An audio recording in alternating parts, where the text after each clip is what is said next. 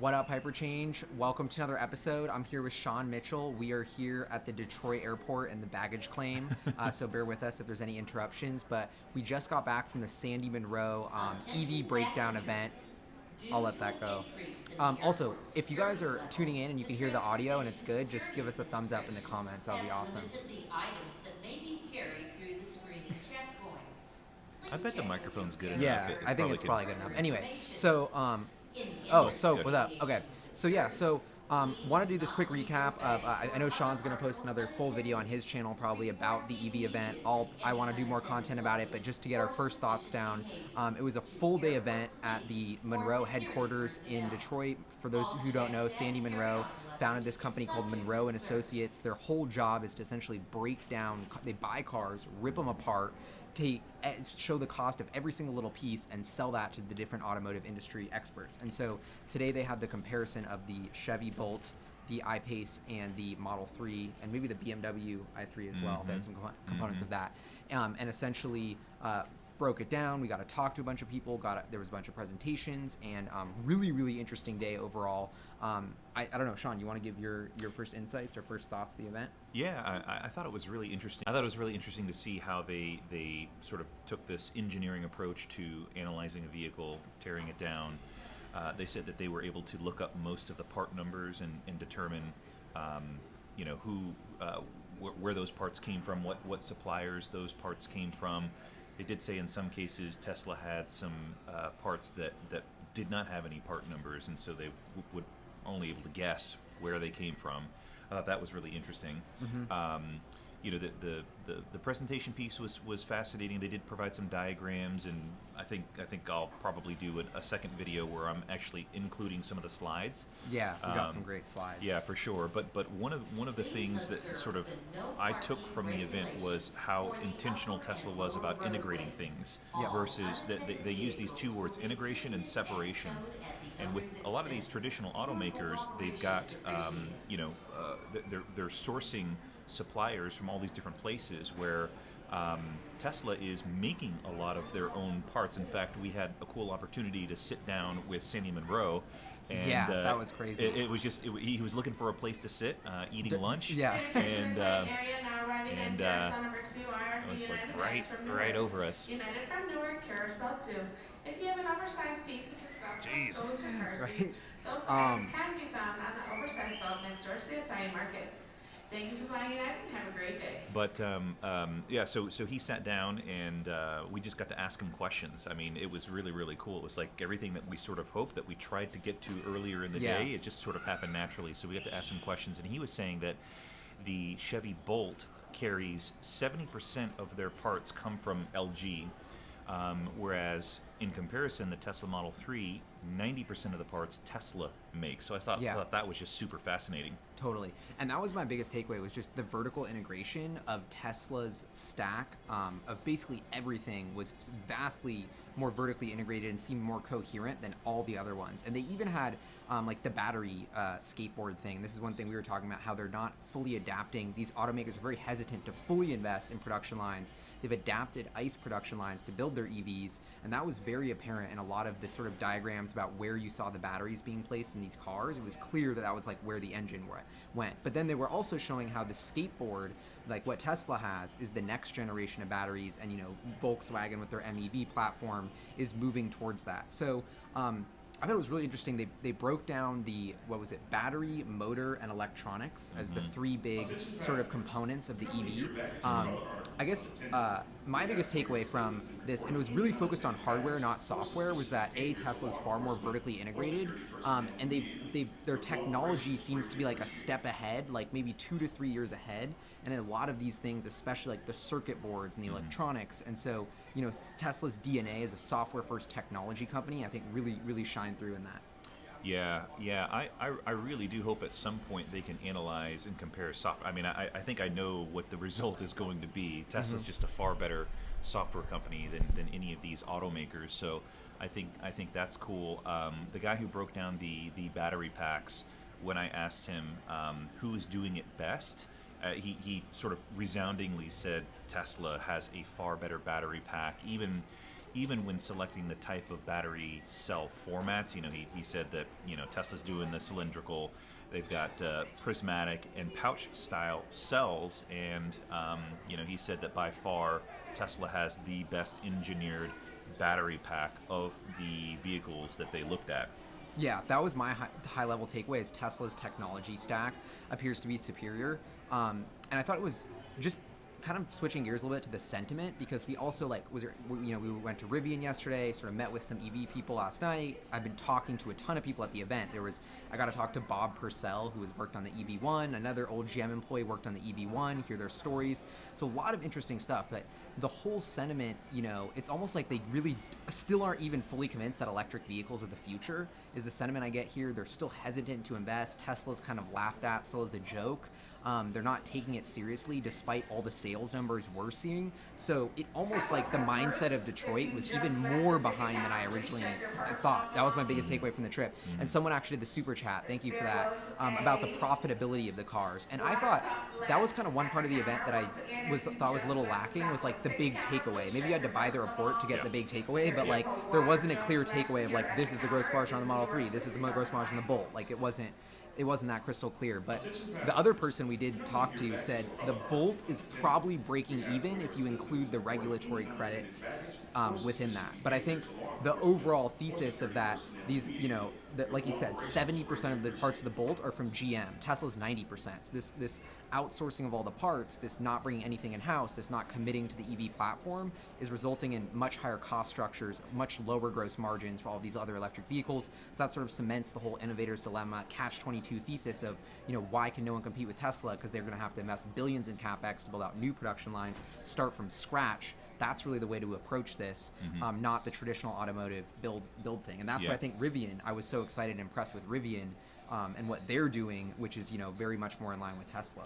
Yeah, it wasn't all just, roses for Tesla. Sandy did have some criticism for Tesla when he said that there's just a lot of inefficiencies in the manufacturing process of stamping and welding, and they seem to Tesla really loves bonding glue. They love to glue things, but it was hard to sort of decipher exactly what they needed to do to improve. But it appears that sort of independent spirit of Tesla showed in the manufacturing process, and that appeared to be where their best opportunity to improve the cars. So the technology is fantastic, the software is great, people love the cars, but if Tesla can improve the efficiency of producing the vehicles, I think that they could potentially increase their profit margin per vehicle. Yeah, and that was another big takeaway, which I've kind of talked about, or Sandy Munro's kind of mentioned before, but that Tesla's really good at certain things. The electronics, the hardware, the glue, because of their Lotus. That's interesting. But, so like these are things where the other automakers are really struggling. Then the simple things of just building the body, with the whole panel gap situation, that's where Sandy Munro and everyone's like kind of like laughing at Tesla. They're a joke in some ways. But me as an investor taking a step back, I'm like, this is exactly what I want. Tesla's good and actually has a lead in the really hard things that matter. Now they're slowly you saw Bob Lutz change his idea on the panel gaps. Now they're getting to all these new things that are easy. They were kind of laughed at even though they weren't important. And so, I just think that was, and the other big thing is I did squeeze in a question about Maxwell to Sandy Munro, because this was like my biggest thing. It's like, okay, are they going to go vertical with cell production at Maxwell? They even had a slide that says lithium ion capacity was sort of capping out, and that solid state would be really what drives EVs to the next level. Even though they said that would probably be 5 or 10 years away. Everyone's always saying, yeah, the solid state batteries are about to come. But I'm just going to keep going. But so Sandy Munro was basically, I was like, look, so my theory is they bought Maxwell. They've already tested that they can do this dry electrode, which is going to be 15% more efficient, about the same 15% cost reduction, huge breakthrough, sort of a step function improvement in the status quo of lithium ion, which, like you said, it was the best battery they've ever seen. They've been blown away with the 2170 cell. The Maxwell one's even better. And he was basically saying, like, confirming that. He's like, look, people have been trying to do dry electrodes for a very long time without real commercial success. But if they could do that, the density of the battery could, like, significant improvements. And he was basically saying my 15% efficiency improvement could be a low ball if they actually figure out how to do this dry electrode. And then I also was able to ask a similar question to the battery sort of expert guy who did that part of the presentation at Munro. And I was also surprised that they just hadn't looked into Maxwell. I guess it's not their job because they just tear down what's already built. But I was like, is this not the most exciting thing happening? Like, how is nobody else caring or looking into this? And they hadn't really looked into it or didn't really care. But he also validated the same thing that Sandy said, which is like, it's, this dry electrode theory's been out there. No one's really able to do it. But if you could do it, this would crush Tesla's 2170 cell, which is already the best in the market. Yeah. Yeah, one of the other lasting points that I got when we spoke with Sandy is he told the story about how he took the Model 3 out for the first time to drive it around. He took it in a parking lot across the street from their office. And, he was extremely impressed with the acceleration and the handling. The car handled extremely well. And I took down a quote that he said that, to me, coming from someone who is very well experienced and very well tenured in the automotive industry, as well as he said that he has some experience back in his younger days of racing, he says, quote, "The car makes you feel young again." And that was the most telling thing in terms of how he feels about the vehicle. It's just a vehicle that provides you incredible responsiveness when you're driving, and the acceleration was fantastic.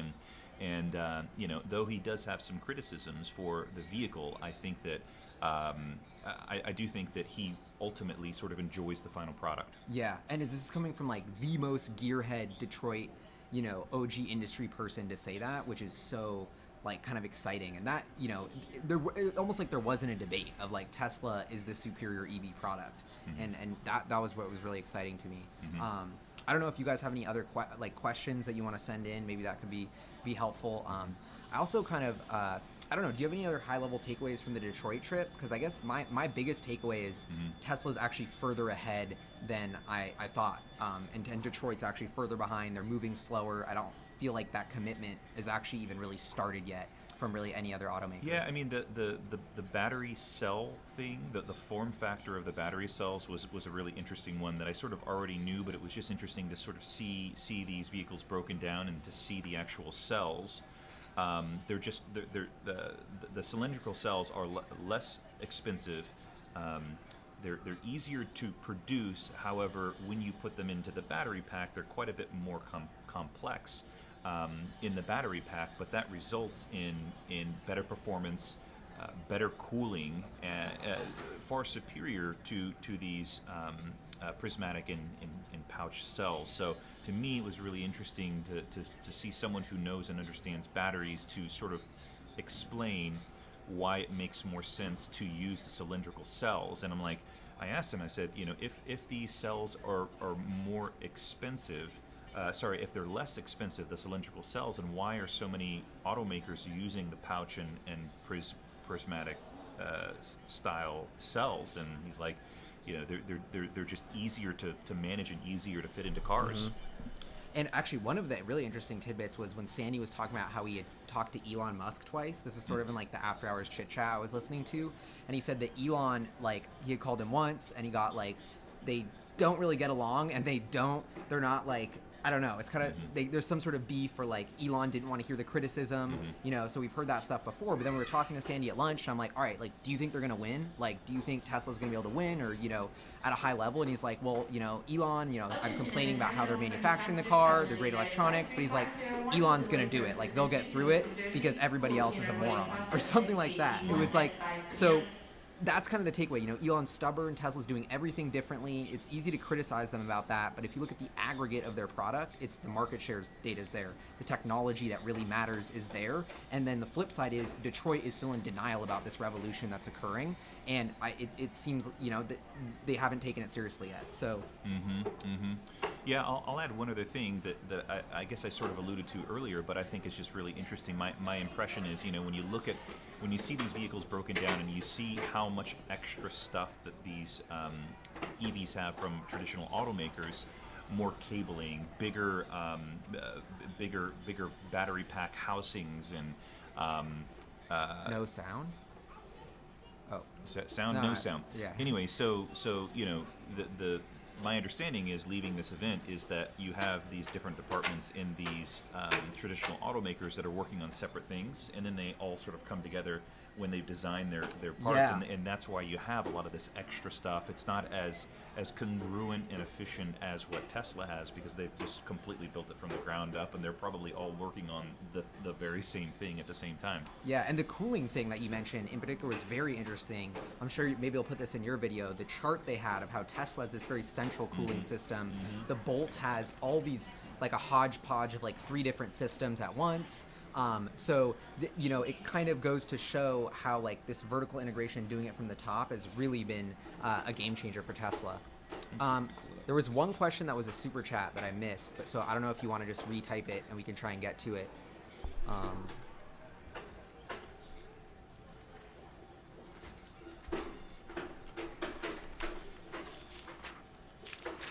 Oh yeah, that's another big question I have. Is Tesla's biggest constraint right now is the cell production of batteries, and so that is still something that was not really addressed, and that's kind of why I was trying to dig with the Maxwell thing. Seeing out volumes. I was trying to dig with the Maxwell thing and figure out, what are other auto companies' solutions? Because if you're planning to build hundreds of thousands of EVs at scale, you need a really big, large battery supply. And that's what Tesla's struggling with right now. And so I still don't have a clear answer, but I think if you're buying it off the shelf from LG, I think every other automaker is thinking that that's the battery supplier's problem, essentially. Oh yeah, this is the handout. This is that cooling chart.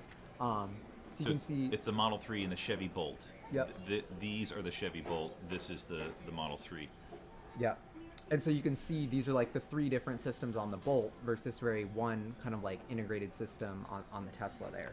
And yeah, there's like, here's another kind of example. This is what the packets look like. I know it's reversed for you guys, but I thought it was so interesting. Like probably like 90% of this stuff was over our head, but I still think it's really good that we went and tried and met. Talking to people is actually more informative, but what I was baffled with is there's not a single Wall Street analyst at this event.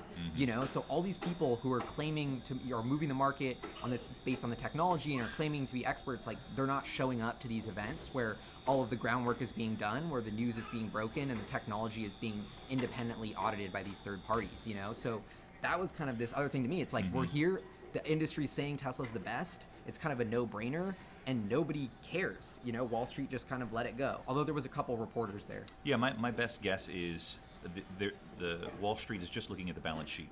They don't have a true understanding of the technology and what the differences are. I mean, or they would have been here, I think.